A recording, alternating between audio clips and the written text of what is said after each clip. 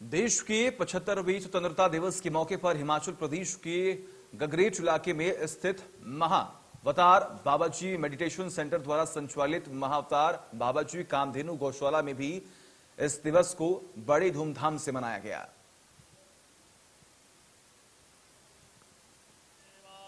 ये आज हिमाचल प्रदेश का भी सौभाग्य है और विशेषकर मेरा भी सौभाग्य है कि मुझे ऐसे पवित्र स्थान पर महायोगी परम पूजनीय बाबा जी ने मुझे यहाँ आने पर अपना आशीर्वाद दिया और मेरा ये पहला यहाँ पर मौका है कि इस तरह से मैं यहाँ आकर आपके बीच में यहाँ रूबरू हो रहा हूँ। लेकिन मैंने कभी कल्पना भी नहीं की थी, सुना जरूर था कि ऐसा हो। वहाँ पर पिछले दिनों जब हम पालनपुर में मिले थे और मेरी उत्सुकता थी कि मैं जरूर वहाँ जाऊँ। हालांकि 15 अगस्त के हमारे कई पॉलिटिकल कार्यक्रम थे, बावजूद हमने प्राथमिकता दी कि वहीं जाना है हमें और वहां पर जाकर जो स्वामी जी ने वहां प्रयास किए हैं, मैं सच में ही स्वामी जी का हिमाचल प्रदेश देवभूमि की समस्त जनता की ओर से आभार व्यक्त करना चाहता हूं कि इनके अथक प्रयासों से यहां पर एक बहुत बड़ी संभावना, एक बहुत बड़ी खोज आने वाले समय में जो हमारी युवा पीढ़ी उनके लिए यहाँ पर दी है। पिछले दिनों जब चर्चा हो रही थी किस तरह से हमारे युवा जब टोक्यो ओलंपिक में गए थे तब ये चर्चा में विषय में आया था और वहां माननीय हमारे ब्रिगेडियर साहब भी वहां मौजूद थे। उन्होंने जब मुझे सारी जानकारी दी कि हम हिमाचल प्रदेश के अंदर, अभी तक हिमाचल प्रदेश में कहीं नहीं है। ये सही है कि अब सौभाग्य हिमाचल प्रदेश का कि हिमाचल प्रदेश से देश के खेल मंत्री बने हैं,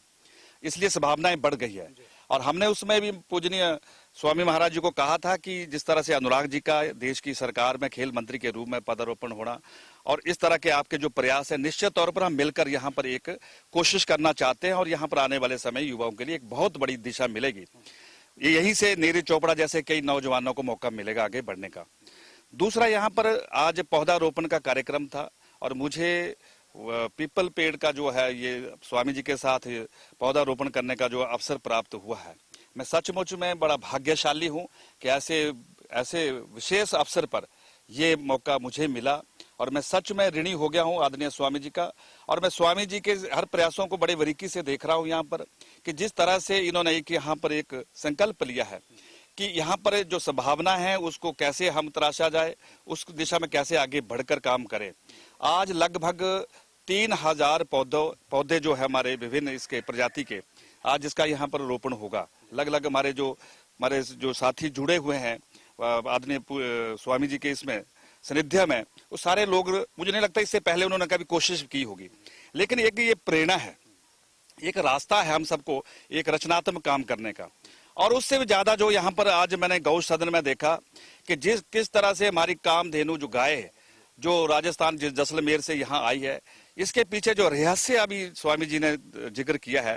कि ऐसे बहुत सी वहाँ गायें थी, लेकिन जब ये विषय आया कि हिमाचल प्रदेश में इस तरह का ये प्रयास हो, स्वामी जी ने वहां पर सीधा ही कहा कि जो हिमाचल मेरे साथ ऐसे कोई मेरे साथ चलना चाहती है तो वो चले। और वो कामधेनु गाय जिसकी उम्र 35 साल से लगभग करीब ऐसी आंकी गई है, वो स्वामी जी के साथ आई और गाड़ी में बैठकर यहाँ पहुंची। और उससे भी आगे बढ़कर देखे आप कि लगभग 21 बच्चों को जन्म दिया है और जिसमें 3 बछड़े और 18 बछड़ियां। और आज भी मैं देख रहा हूँ कि शांत भाव के साथ, और ये मुझे लगता है कि मेरे प्रदेश के लोगों को भी इसकी जानकारी मिले। जिस तरीके से गौ सदन की यहाँ स्ट्रक्चरिंग देख रहा हूं मैं, ये वर्षों तक नहीं हिल सकता है। और जो हिमाचल प्रदेश इस दिशा में काम कर रही है, मैं निश्चित तौर पर आज मैंने ये मौके पर देखा है और मैं सरकार से और माननीय हमारे विभाग के सम्माननीय मंत्री जी, उनके अधिकारीगण, उनसे जरूर आग्रह करूंगा कि एक बार यहाँ का दौरा करें और इस तरह के प्रयास अन्य जगह पे हो। तो मुझे लगता है कि जो एक सरकार की कल्पना है गौ सेंचुरी के निर्माण के लिए, उस दिशा में वो सार्थक नजर भी आए। मैं सच में, मेरे साथ आज संयोगवश कामगार बोर्ड के हमारे सम्माननीय चेयरमैन हैं, जो हमारे हिमाचल किसान मोर्चा के अध्यक्ष भी है, डॉक्टर राकेश जी भी यहाँ आए हैं। और इस पावन बेला पर हम सबको ये बराबर मौका आदरणीय गुरुजी ने दिया है और मैं गुरुजी के इस प्रयासों से पूरी तरह आश्वस्त हूँ कि इन्होंने जो संकल्प लिया, निश्चित तौर पर मेरे देवभूमि जैसे इस प्रदेश को एक नई दिशा मिलेगी, एक नई प्रेरणा मिलेगी। क्योंकि इससे पहले अगर आप हमारे डिस्ट्रिक्ट कांगड़ा में वहां पर ग्वाल टिक्कर के साथ एक जगह है रजेड़ में, वहां पर आए होंगे, वहां कभी कल्पना नहीं कर सकते थे, वो पैडी फील्ड होती थी। आज वहां जहां जो बाहर से आते हैं वो देखते हैं ये क्या, यहाँ का तो नक्शा ही बदल गया है। और वहाँ किस तरह से वहाँ पर लोगों को एक आने का मौका दिया है, लोगों को यहाँ के वहाँ के कल्चर को समझने का मौका दिया है। और सचमुच में मैं हिमाचल सरकार की तरफ से विश्वास दिलाता हूँ कि स्वामी जी के जो संकल्प है उसको हम सभी वासी, हिमाचल वासी मिलकर पूरा करेंगे। आज इस मौके पर मैं इतना ही कहना जमकर जश्न मनाया जा रहा है और इस मौके पर श्रदेव योगीराज, अमर ज्योति जी और भूतपूर्व सैनिक retired brigadier Sanjeev Soni, colonel Suman, entrepreneur Ajay Paliwal, Shakti Munshi, secretary Jammu Kashmir study centre और पालमपुर हिमाचल की डीएफओ डॉक्टर नितिन के पाटिल ने मिलकर ध्वजारोहण कर देश की एकता, अखंडता और शांति सौहार्द के लिए कामना की है। ध्वजारोहण के समय नेताजी सुभाष चंद्र के समय लिखित राष्ट्रगान को यहां मौजूद लोगों द्वारा गाया गया। आजादी की 75वें वर्ष को मनाते हुए महाअवतार बाबा श्री कामधेनु गौशाला के अनुयायियों और